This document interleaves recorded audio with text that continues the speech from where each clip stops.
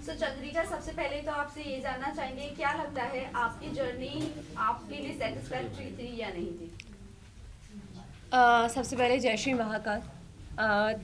बात अगर मंजिल की ना की जाए, सफ़र की जाए, तो मैंने अपना बहुत अच्छे से प्रेजेंट किया है। जो मैं हूँ, मैंने वो लोगों के सामने आया है। तो हाँ, जब लोगों ने मेरे लिए अपनी राय बदली, वहाँ अंदर जो लोग थे उन्होंने मेरे लिए अपनी राय बदली, तो मैं विन वहीं हो गई थी।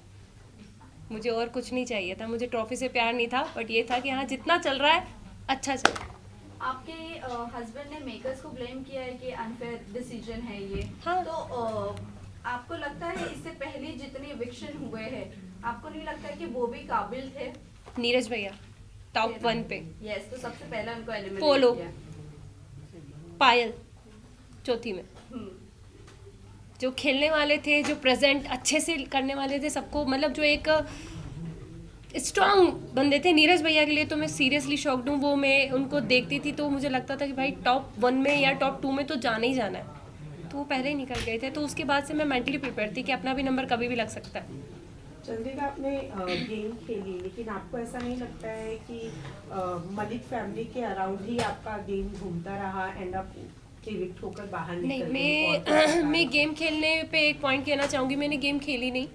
मैं जो थी मैं वहाँ थी। मुझे एक घर मिला था, घर के अंदर 16 लोगों से मुझे डील करना था, 16 डिफरेंट माइंड के साथ मुझे डील करना था।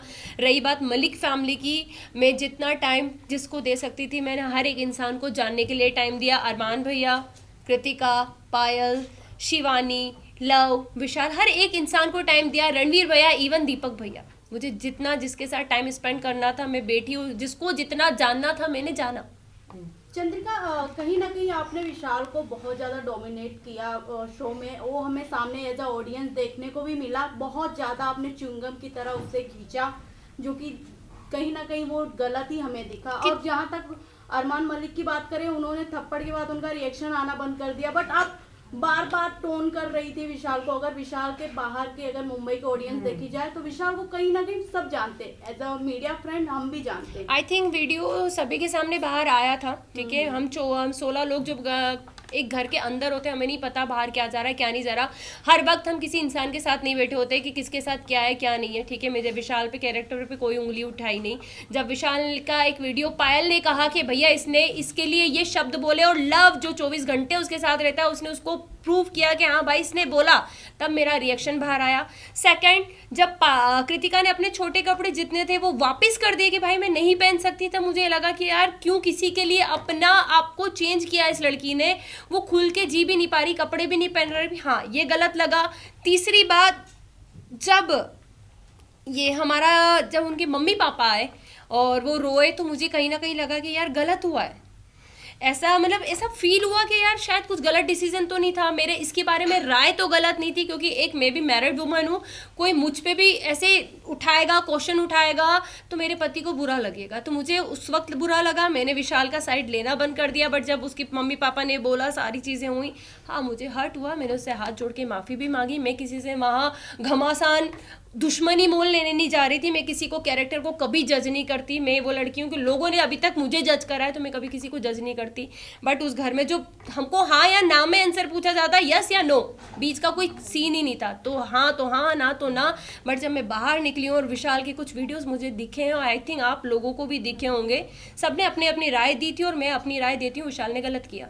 वेल, आप बोल रहे हो कि विशाल ने गलत किया, agree to you. But the thing is कि आपने शिवानी को जाकर कहा था, आपने शिवानी को बोलने की भी कोशिश की, आप उसके साथ सेफ कैसे फील कर सकती हो? आप सेफ फील वर्ड नहीं यूज किया मैंने। भी बोला, नहीं बोला था। मुझे एक ही सवाल है, बाहर आकर आपको अरमान मलिक के बारे में भी बहुत सारी चीजें पता चली नहीं चली। मैंने आपको अभी कितना तक मुझे लगता है कि अरमान मलिक सेफ है वहाँ पर लड़कियों के लिए? एक सेकंड में आपसे बात कंप्लीट कर देना चाहती हूँ। आपका क्वेश्चन, मैंने कभी शिवानी को विशाल के साथ उठना बैठने के लिए मना नहीं करा। मैंने अपनी एक राय रखी, क्योंकि जब वो सीन हुआ था उसके 2 दिन के बाद मैं उस जगह से हट चुकी थी। शिवानी बहुत अच्छे से, शिवानी हमसे कहा था दीदी आप हमारे साथ क्यों नहीं बैठते, तो मैंने 2 दिन के बाद शिवानी को ये जवाब दिया, शिवानी सिर्फ आपसे एक चीज़ पूछेंगे कि आप एक गाँव की लड़की हो, आप एक मतलब बहुत बड़ा मैटर था, हर चीज़ थी, एक किसी का सामने आया था। तो हमने बस उससे इतनी बात पूछी थी कि शिवानी आप वहाँ बैठ के कैसे हंस सकती हो, आप उस इंसान को गलत क्यों नहीं बोल रही हो, मुझे बस एक चीज़ बताओ। मैंने उसको बैठने के लिए मना नहीं करा। सेकंड, अरमान जी की बात आती है, मैंने अभी तक कोई वीडियो नहीं देखे, मैंने मोबाइल भी हाथ में नहीं लिया है। जब उनकी सारी मैं धीरे देखूंगी जो चीज़ हुई है, अगर वो गलत होंगे तो मैं उन्हें गलत जरूर बोलूंगी। चंद्रिका, आपने रणवीर सर की बात करें तो उन्हें भी आपने बोला था कि विशाल और रणवीर जिस तरीके से लड़कियों को देखते हैं, छोटे कपड़े पहना, हम अनकंफर्टेबल हो जाते हैं। हमने एक क्लिप में सॉरी, देखा था। मैंने रणवीर का नाम यूज आज तक नहीं किया होगा। हमने देखा था साई के बारे में भी जब उन्होंने या। आपको मसाज ऑफर की थी, आपने Right. उनके बारे में भी अब कुछ अलग इमेज बनाई थी अपने आप हर दिमाग जगह में। जा हाँ। जाके चंद्रिका अपने बारे एक में क्वेश्चन करेंगे आप मुझसे, दोनों के मिक्स हो गए क्वेश्चन शायद। दोनों का कहने का आपने मतलब अभी एक ही कहा है। कि मैं किसी के बारे में कुछ Judgment नहीं देती, right, right. फिर उसी के वर्डिक्ट में जब आपने मसाज वाली बात आई थी, शायद मेरा कंधे पे एक नस चढ़ी थी, एक टास्क मिला था गुड्डी वाला, उसमें मैं फिसल गई थी, गिर गई थी, तो मेरे कंधे पे नस आई थी और शायद सना सुल्तान ने उस वक्त मेरे हाथ की मसाज करी थी। सारी चीज़ें मैं बाहर घूम रही थी क्योंकि मैं दर्द बहुत ज़्यादा हो रहा था, मैं किसी को बता नहीं पा रही थी। तब साई ने मुझे कहा, चंद्रिका मैं तुम्हारे कंधे की मसाज कर देता हूँ।